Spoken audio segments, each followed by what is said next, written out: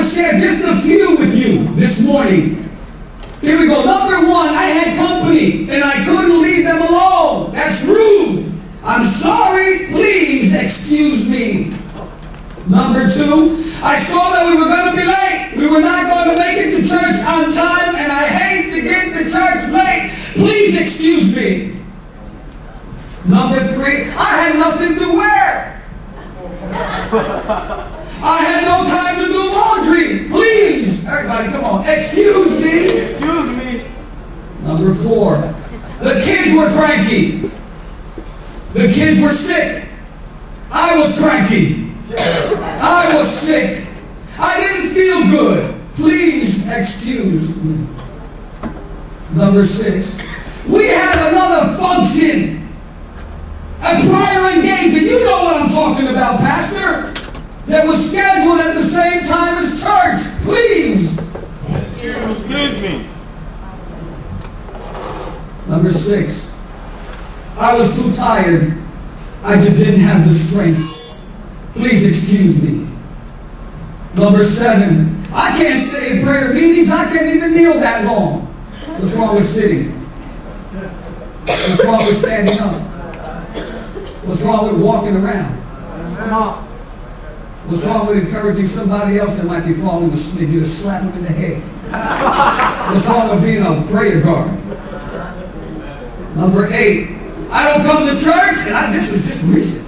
I don't come to church. I come just before the preaching because I can't stand to stand on my feet for more than 30 minutes. And you catch worship standing up. And I answered, where is that written that you've got to stand up? Where does it say that everyone that enters Temple Rock must stand up? Certainly you're free to even lie down at the steps of the pulpit. You might end up getting blessed.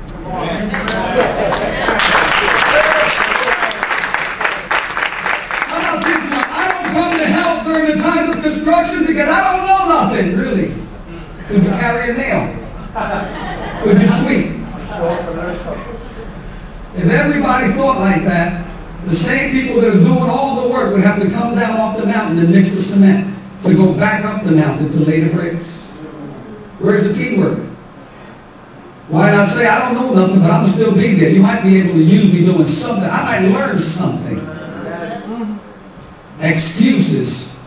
Excuses. There are, of course, reasons that are legitimate. By the way, we don't make it into the house of God many times. There certainly are. And Christians should be concerned when we find ourselves falling into patterns. Listen clearly to the words so that you might leave this place understanding clearly what the Lord is speaking. Patterns of making excuses. A pattern is something that repeats itself. In the stores, they have numbers to the pattern. I'll have a number 413 because you like the pattern. You don't tell them the one that has the curves. They're blue, they're yellow, they're gray. Yours might be number 5 on this list. Come on. But there ought to be concern when we start to create patterns of excuses for not coming to the house of God for 2 enormous reasons. Number one, our excuses always say something about our priorities. Statistics say that 99% of all people that fail or have experienced failure in their lives are people who have a habit of making excuses for their actions. If you really want to know a person, if you really want to know how someone thinks, just listen to their excuses. They'll be rough. And number 2, and very importantly likewise, the invitees in this story that have been sent the prior invitations, you also may miss out on the banquet. You may lose out in the end. My point this morning, believe me, my precious family of God that I love so much, is not legalism, but is the spiritual truth that for most of us, in most part, we find a way to do the things that we enjoy and consider important to us. Here's another one. A Christian man called his pastor and said, Pastor, I'm not going to church today. Pastor, why not? It rained too hard. I can't make it to the church. I live too far. Okay, no biggie. Guess what? Next Saturday, it was in Wild World of Sports fishing in a tournament in a torrential downpour. Everybody in church saw him on TV.